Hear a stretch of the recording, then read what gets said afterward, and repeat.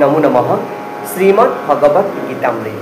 আজি শ্ৰীমদ্ ভগবত গীতাৰ সাংখ্যযোগ নামৰ দ্বিতীয় অধ্যায়ৰ ৮৪ সংখ্যক শ্লোক।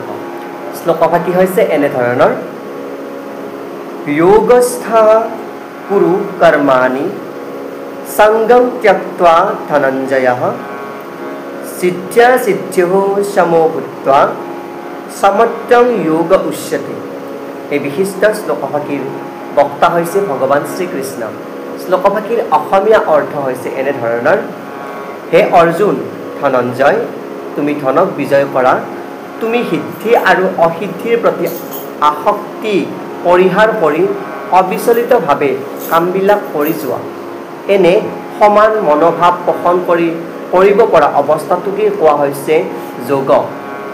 কিন্তু যোগ দৰ্শনৰ যোগসূত্ৰত কোৱা হৈছে চিত্তবৃত্তি নিৰোধ যোগ, আৰু গীতাৰ মতে যোগ হ'ল এই বিশিষ্ট শ্লোকভাগী সমো ভূত্বা সমত্বং যোগ উচ্যতে।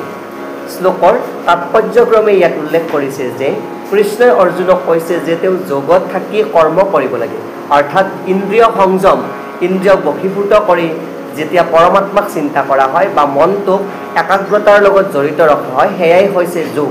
আৰু এই যোগ সাধনাৰ বাবে বৰ্ণাশ্ৰম ধৰ্ম ল'বলৈ বাধ্য হয়। আৰু এই বৰ্ণাশ্ৰম ধৰ্মক যেতিয়া সুন্দৰকৈ পৰিচৰ্যা কৰি নিজৰ কৰ্মত ব্ৰতিত হয়, তেতিয়া এই যোগৰ মুখ্যত্ব সাধন হয়। আৰু শুদ্ধভাৱে বৰ্ণাশ্ৰম ধৰ্ম পালন কৰাৰ পৰম শ্ৰেয়ত্বই হৈছে প্ৰকাৰান্তৰে কৃষ্ণৰ চৰণ বা কৃষ্ণৰ প্ৰমুখত্ব লাভ কৰা। এয়েই উক্ত বিশিষ্ট শ্লোকভাগীৰ সৰল গুণাৰ্থ। ধন্যবাদ।